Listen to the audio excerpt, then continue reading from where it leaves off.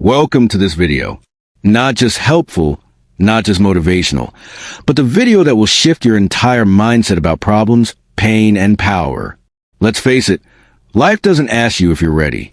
It doesn't ask you if you have money, support, strength, or answers. One day, you wake up and a problem slaps you in the face. Big or small, it feels like everything is falling apart. Maybe it's money. Maybe it's your job. Maybe it's your relationship. Maybe it's your family, your future, your mistakes, your mental health, your fear, your past. Whatever it is, one truth is clear. Problems don't knock. They crash into your life. And they don't care how tired or lost you already feel. And in that moment, you have two options. React like most people. Panic, overthink, cry, break down, give up, or respond like a warrior. Observe, think, solve, transform. This video is not for people who want to cry forever. This video is for people who are ready to take back their power. I will teach you how to face any problem in a way you've never learned before. No complicated theories, no unrealistic nonsense. Just 7 powerful steps backed by real-life pain, truth, and clarity.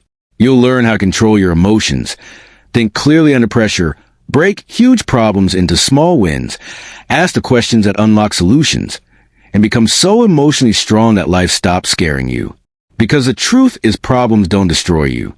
Your reaction to problems is what destroys you.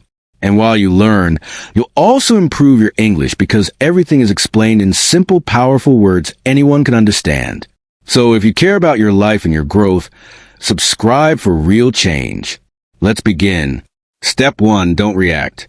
Pause and observe. Let's begin here. The first and most important step to solving any problem is to not react emotionally. Why? Because when something goes wrong, the first thing that explodes is not the problem. It's your mind. You start shouting inside, why is this happening to me? What if everything goes wrong? What will people think? What if I fail? What if I lose everything? You start overthinking. You cry. You panic. You break. You imagine a future disaster that hasn't even happened yet. And guess what? Now the problem is bigger. Not because it grew, but because your mind made it 100 times worse.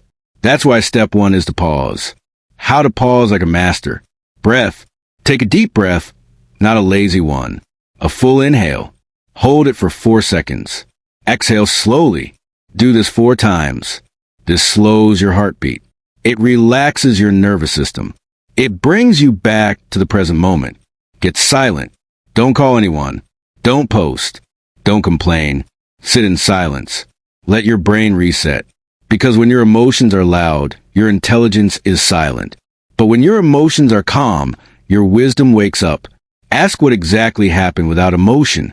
Don't say he betrayed me. I'm broken. Say I trusted someone who made a selfish choice. I'm hurt, but I'm alive. Don't say my life is ruined because I lost my job. Say my current job ended. I now need income. Let me think about options. Do you see the difference?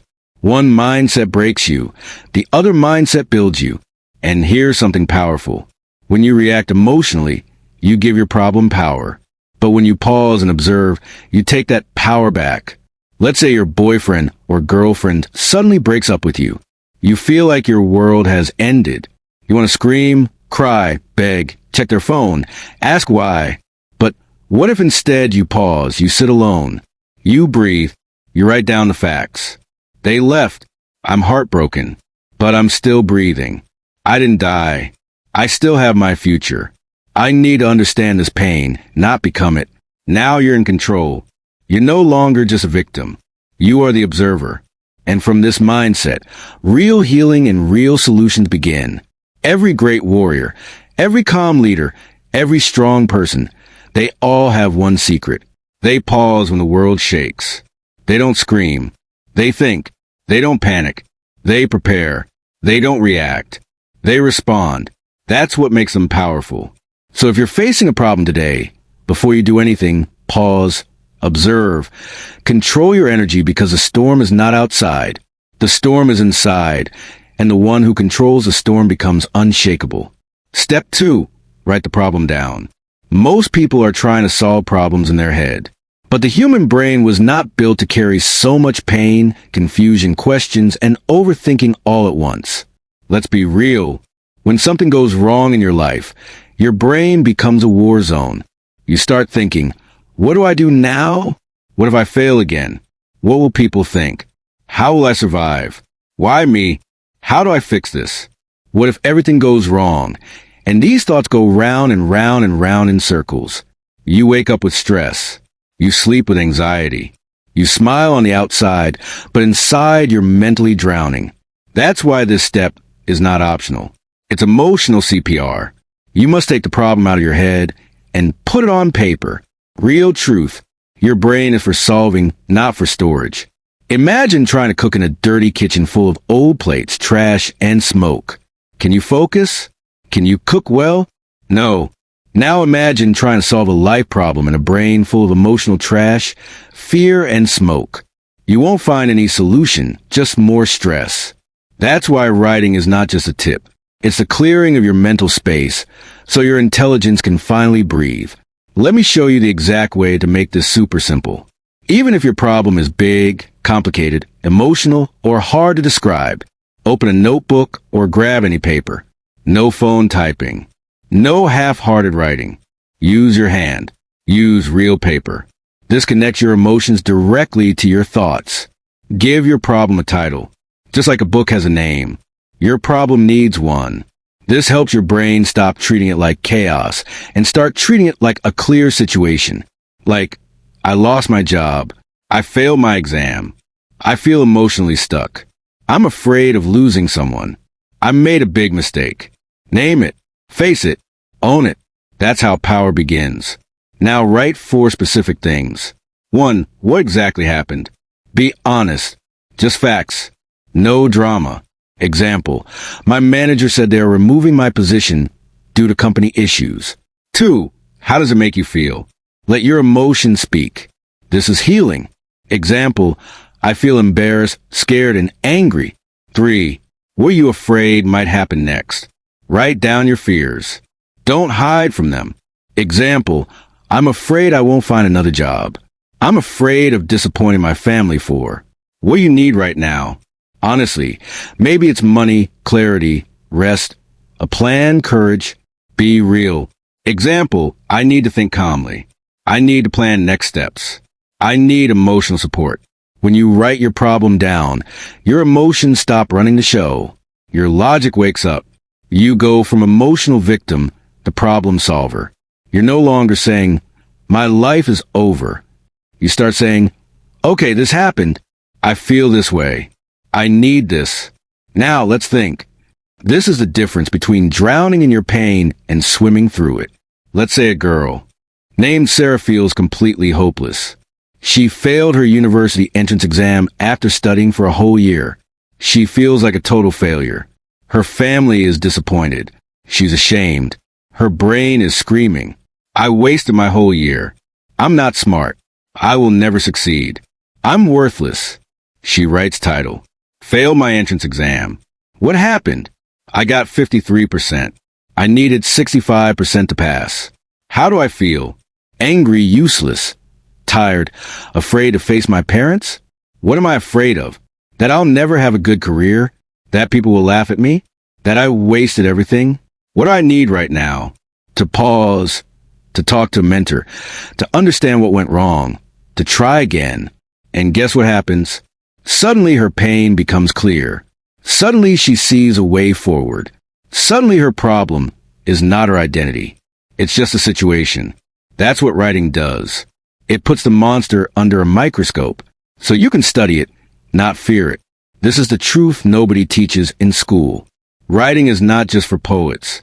Writing is how broken people put their pieces back together. If your problem feels bigger than you, right? If your thoughts won't stop, right? If your heart feels heavy, right? Don't underestimate this. Sometimes the answer you've been searching for is inside you, but you won't find it by scrolling, screaming, or sitting in sadness. You'll find it when you stop thinking like a victim and start writing like a warrior. If I can write it clearly, I can solve it bravely. Step 3. Break the problem into pieces. Let's get real. When a problem hits you, especially a big one, it feels like one massive monster standing in front of your life. You look at it and think, I'll never get through this. It's too big, too complicated. There's no way out. I'm stuck. But here's the truth. No problem is truly one big thing. Every problem, no matter how giant it feels, is actually made of smaller problems inside it. And the moment you start breaking it down, you stop feeling helpless and start feeling capable. This is how people come out of impossible situations.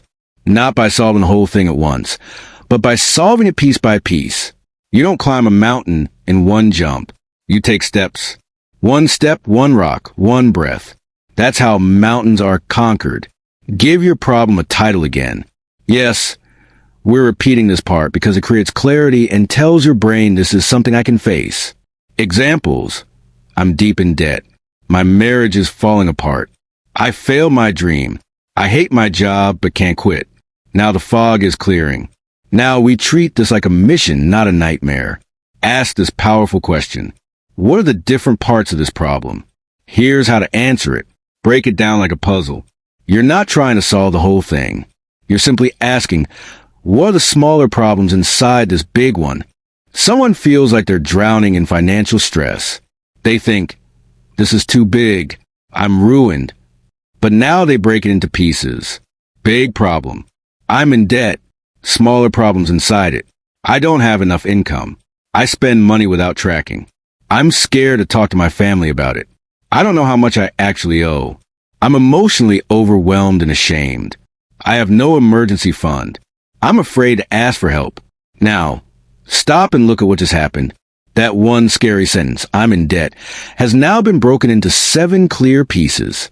This is where everything changes. Because now your brain is no longer facing a monster. It's facing 7 small doors, and each one can be opened one at a time. Create a small plan for each piece.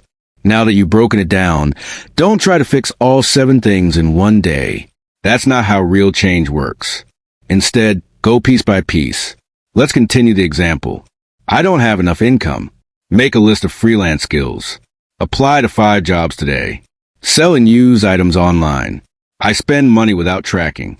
Download a simple budgeting app. Write every expense for 30 days. I'm scared to talk to family. Pick one person you trust. Write them a message first. Ask for emotional support, not money. I don't know how much I owe. Log into every account. Write the numbers down. Accept reality without fear. I feel ashamed. Remind yourself, debt is not a sin. It's a situation, and it can be solved with action. No emergency fund. Start saving, even $1 a day. Build a habit, not a fortune. Consistency builds power. Afraid to ask for help. Watch videos on debt recovery. Join free online forums. Ask people who've been there. Now we see 7 small action plans. And suddenly, the problem is not a wall anymore. It's a map. Here's what happens to people who don't break their problems down. They cry over the whole thing. They panic because it feels too much. They give up without even trying. But when you break it down, you feel like you have a path. You feel like you can do something today. You get stronger with each small win. Even if you only saw one piece in the first week, you are now in motion. And motion creates hope. Hope creates momentum. And momentum changes your life. Like I feel emotionally stuck. Breakdown. I don't feel excited about anything. I'm sleeping too much. I avoid people. I feel numb. Action. Go for a walk every morning. Journal how I feel each day. Call one friend per week. Try something new every 3 days. Music, food, book. I hate my job but can't quit. Breakdown. I feel drained. My boss disrespects me. I need the money. I don't know what else I can do. Action. Start applying to remote jobs quietly. Practice boundaries with my boss. Build a side hustle on weekends. Watch videos about switching careers. Do you see how this changes everything? Now, instead of waiting for life to fix itself, you're moving, planning, solving.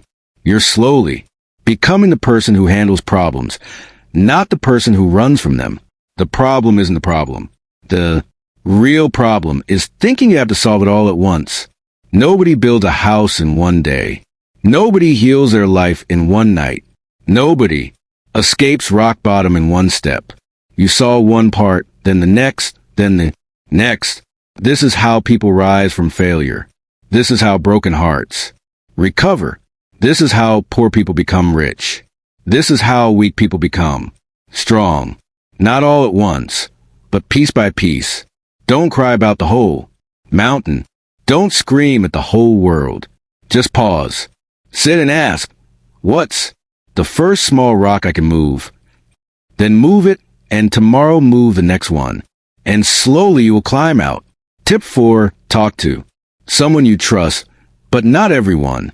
Sometimes the problem is not the actual situation.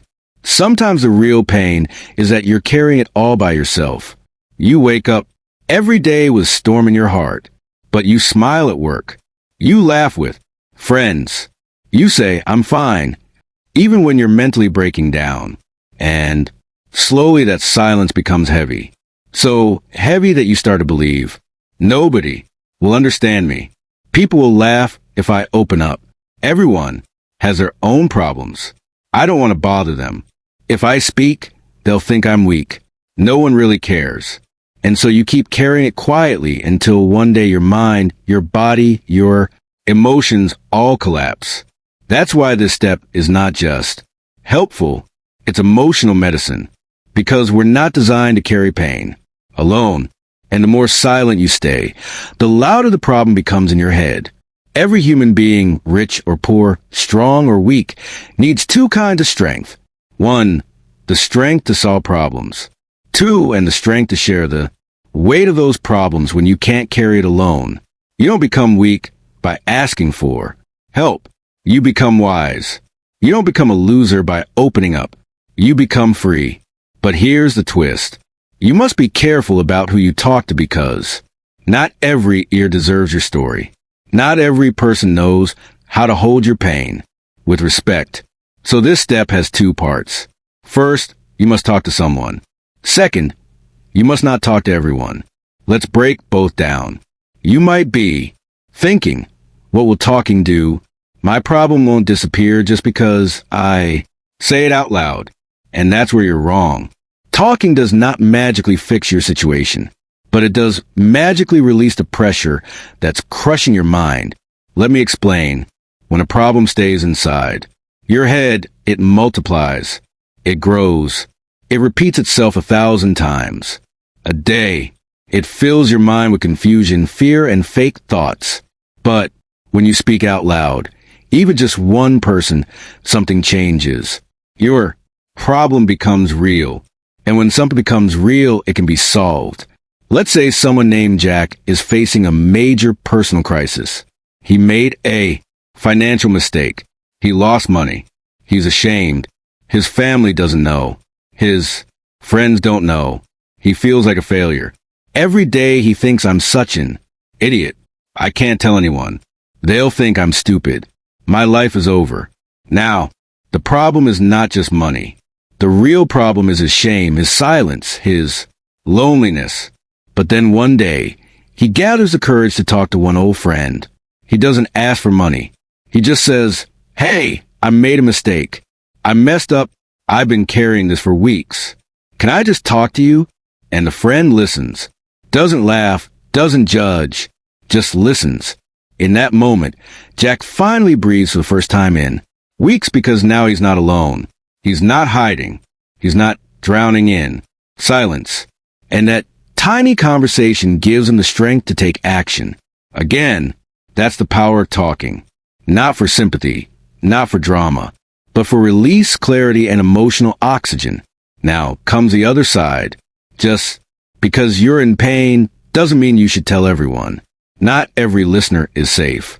And if you share your heart with the wrong person, they can judge you, blame you, spread your pain as gossip, use your weakness against you, make you feel even worse, and that can break you more than the actual problem. So what should you do? Ask yourself these questions. Who in my life listens without interrupting? Who has given me honest advice before, not just sugar-coated words? Who do I feel safe with? Who respects privacy? Who lifts me up even when they disagree?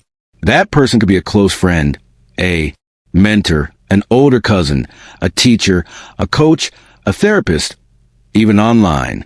Support group with kind, respectful people. Don't look for perfect people. Look for people with a calm heart and a loyal mouth. Because when someone listens with care, they remind you, you're not crazy. You're not alone. You're not weak. You're just human, and those words can save a life. If you've never opened up before, here's a simple sentence you can use. I don't need advice right now. I just need someone to listen. Can I talk to you for a few minutes? I've been holding something in, and I trust you. Can I share something private with you? I'm not looking for a solution. I just need to say it out loud. To someone who won't judge me, you'll be surprised how many people want to help you. They just didn't know you needed it because you never said a word. Sometimes life is brutal. Maybe you live alone. Maybe your family is toxic. Maybe your friends don't understand you. Maybe you truly have no one safe to talk to. If that's you, I want you to listen to this very carefully. You still have a voice and you can still speak. Even if no one listens, you can talk to a journal, a voice recording app, a prayer, a letter you never send, a camera, a future version of yourself. Because the goal is not just to talk to a person. The goal is to set your truth free from the prison of silence. And once you let it out, even on paper, you will begin to feel lighter, clearer, stronger. Your pain is real, but you are not meant to carry it all by yourself. And your power will return, not when everything is fixed, but when you finally allow someone to hear the pain you've been hiding. So don't scream to the world. Don't post your heart on social media. Don't chase sympathy from strangers. But do this. Find one safe soul and speak your truth. Not to be saved, but to be seen. Not to beg, but to breathe. Not to cry forever, but to finally begin healing. Because once your pain has a witness, it no longer has full power over you. Tip 5. Ask the $1,000,000 question. What is this problem trying to teach me? Let's be honest. When something bad happens in your life, your first reaction is usually, why me? Why now? What did I do to deserve this? Why is life so unfair? When will this end? What's wrong with me? These are normal reactions, but they all come from one place, emotional pain. And if you stay in that place too long, the pain turns into blame, anger, or self-doubt. You stop thinking clearly. You feel like a victim of your circumstances. And worst of all, you missed a lesson that life was trying to give you. But the moment you shift the question to what is this problem trying to teach me, something magical happens. Your brain stops feeling helpless and your heart starts feeling curious. Suddenly you're not just suffering. You're learning, growing, becoming stronger. And that changes your entire future. Nobody likes pain. Nobody enjoys failure. Nobody wants problems. But pain has something that comfort doesn't. Truth. Because when everything is easy, we don't ask deep questions.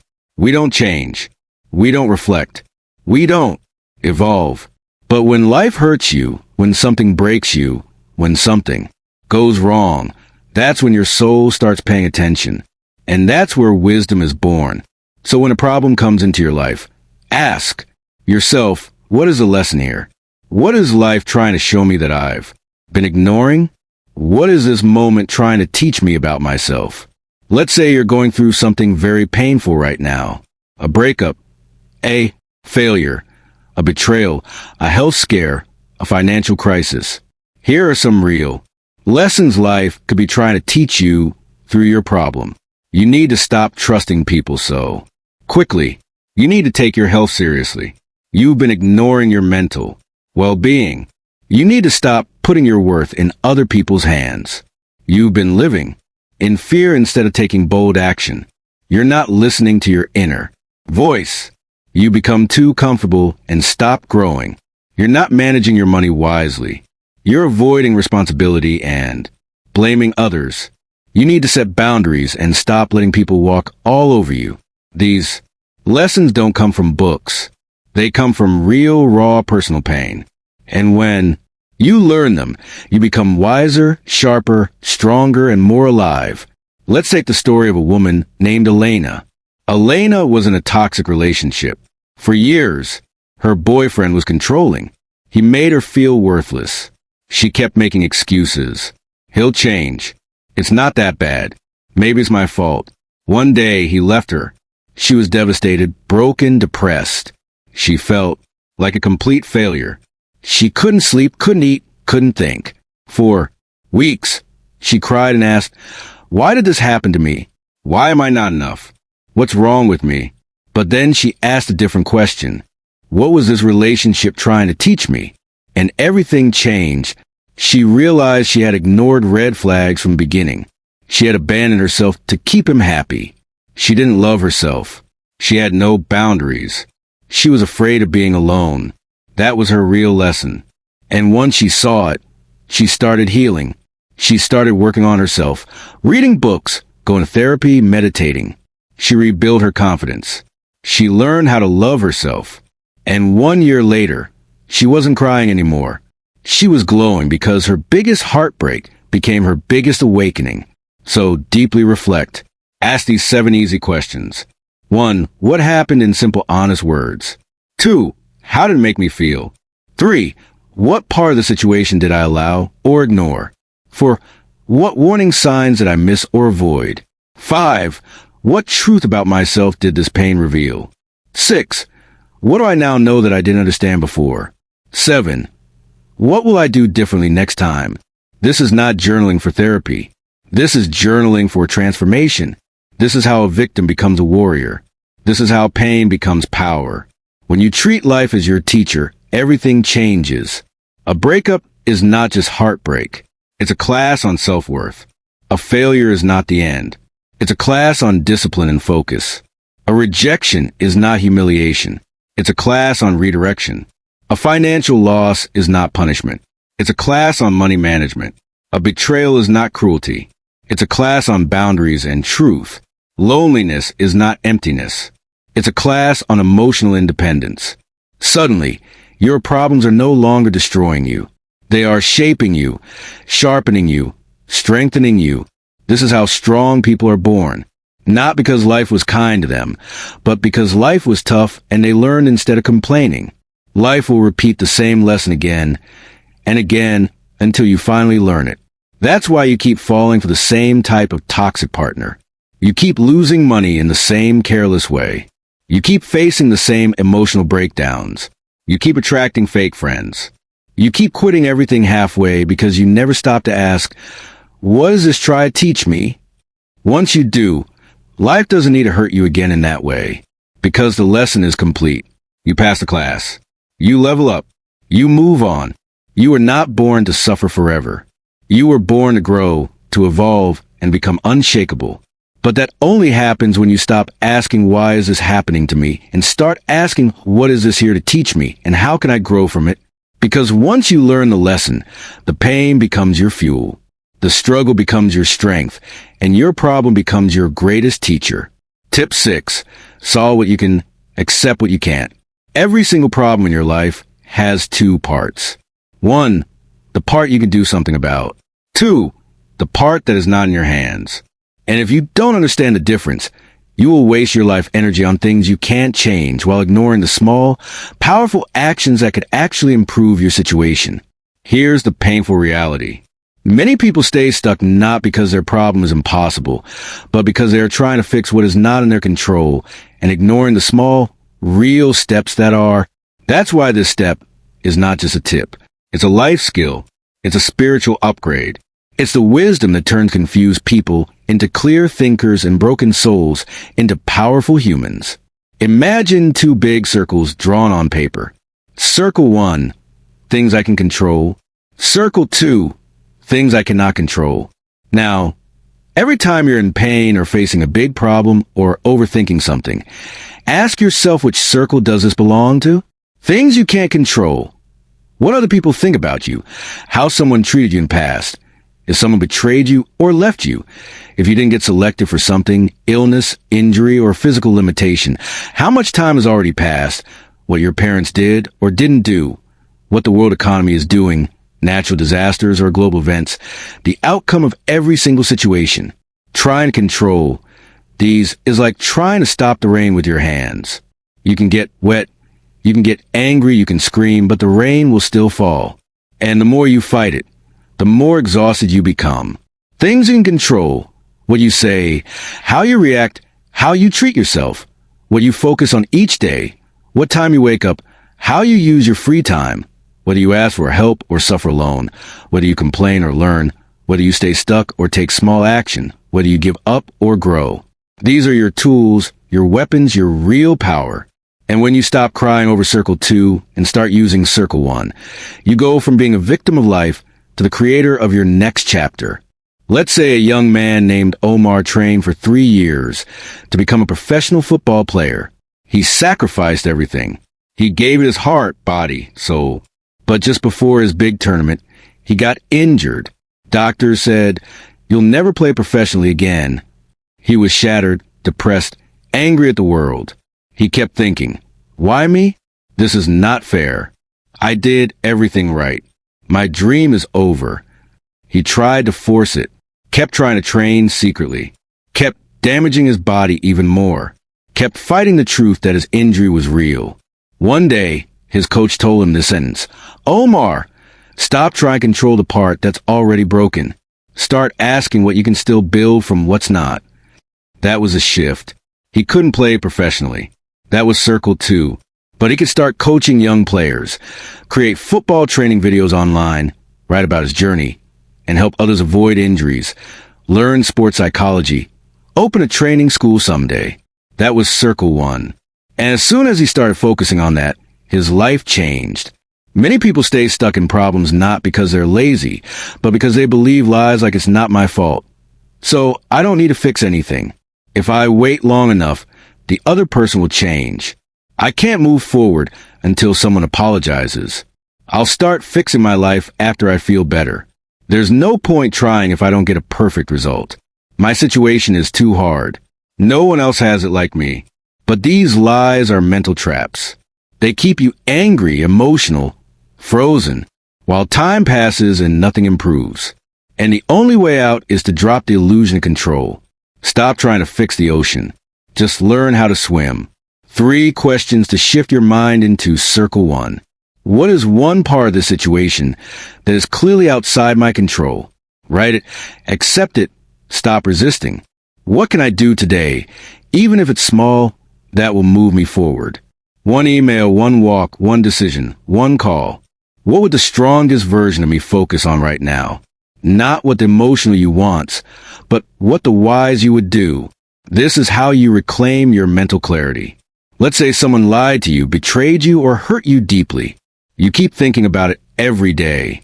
You replay it in your mind. You want justice. You want closure. You want to change the past. You can't control what they did, whether they say sorry, whether they understand your pain, whether they ever come back or not. But you can control whether you keep checking their phone or start healing, whether you use this pain to grow or to punish yourself, whether you sit in bitterness or turn the page and rise. That's the power you still have. That's the circle you must live in. Not the circle of what happened to me, but the circle of what can I build from here. Life will always throw problems. You can't stop that. But the person who knows how to say, I can't control this part, so I won't waste my energy on it. I can control this part, and I will give it everything I've got. That person becomes powerful beyond belief because they don't argue with reality. They dance with it. They don't try to bend the storm. They build shelter, grow roots, and rise again.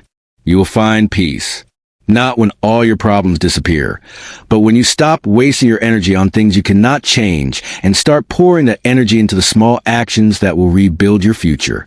Because those small actions, they're not small at all. They're the beginning of your comeback. So, stop chasing the part of the story that's gone. Close that chapter and ask yourself, what can I still control? What can I still do? What can I still build? That's where your power lives. And it's more than enough to change your life. Tip 7. Use the 24-hour power move. Thinking about a problem doesn't solve it. Talking about a problem doesn't solve it. Even understanding the problem doesn't solve it. Only action creates movement. Only doing something makes change begin. You can sit in your room for weeks. You can cry every night. You can replay your mistakes again and again. You can write the best plans in the world. But nothing will change until you move, until you act, until you do. And that's why this final step is your greatest key to freedom. Because sometimes the only thing standing between you and a better life is just one small, bold action. Not next week, not next month, today, within 24 hours. Here's the lie most people believe. I'll do it when I feel ready. I'll act when I feel confident. I'll move forward once I feel better. But the truth is, you will never feel fully ready. You will never feel perfectly confident.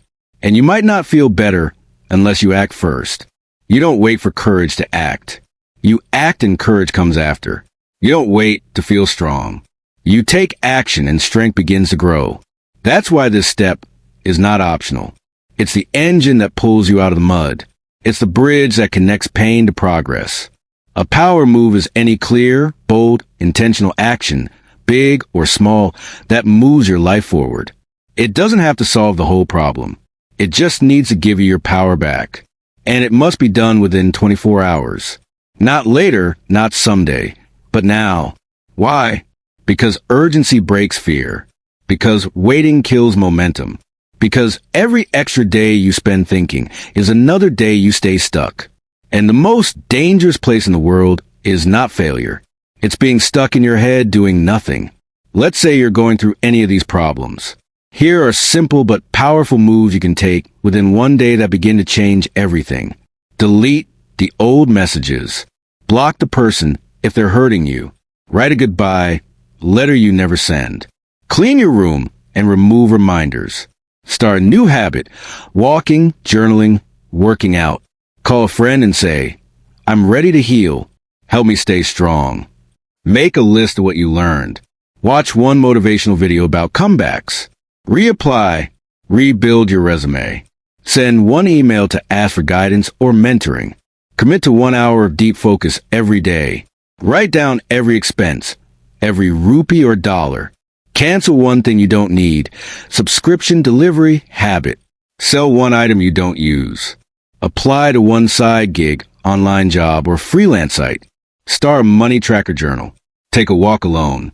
Sit with a notebook and ask, what would I do if I wasn't scared? Call someone wise and say, I need direction. Do one thing you used to love but stop doing. Write your future self a letter of hope. Open the window. Let light in. Take a long shower and clean your room. Go outside and walk for 20 minutes with no phone. Make a list of 3 people you love and text them thank you. Write down 10 things you survived that once broke you. Choose one decision. Make it done. Tell yourself, I'd rather make a mistake than stay frozen. Turn off your phone. Sit in silence. Read 5 pages of a powerful book. Put on a timer for 15 minutes and take action matter.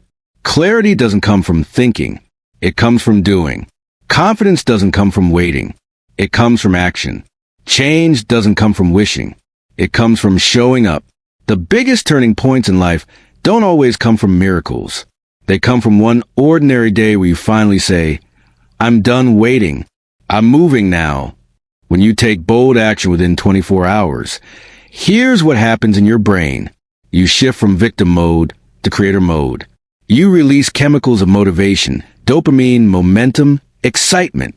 Your confidence slowly returns because you feel in control. Your fear becomes smaller because you're not running from it. You're facing it. You start believing again. Maybe I'm not as stuck as I thought. This is why so many people say the hardest part was just starting. Once I did that, everything changed. That's what a 24-hour power move gives you. It gives you your life back. Let me tell you a story. There was a man who lost everything. His job, his partner, his money, his confidence. He stayed in his dark room for weeks, depressed, suicidal, empty. One morning he saw a video. The video said, you don't have to fix your whole life. Just make one move in the next 24 hours. One step. He sat with that line. And then he did something simple. He put on his shoes, walked outside, bought a notebook. He sat in a quiet place and wrote, "I'm still alive. I don't know what's next, but I'm not done yet." That was his 24-hour move. 1 year later, he was running a small business, coaching others, sharing his story, helping people who felt like he once did. And it all started with one tiny action that took 10 minutes. That's the power of this step. Don't just close this video and go back to your pain. Don't just nod your head and say, "That was helpful." This is your call to rise. This is your moment. You've learned the steps, how to pause, how to write the problem, how to break it into small pieces, how to talk to someone, how to learn the lesson, how to accept what you can't control. But now it's time to move. It's time to do something bold, something real, something immediate. Because one strong action a day can save you from 100 more days of pain. After watching this video, before 24 hours pass, do something, anything, but make sure it's bold, honest, and from the heart. And when you do, come back to this video and comment, "I took my 24-hour power move.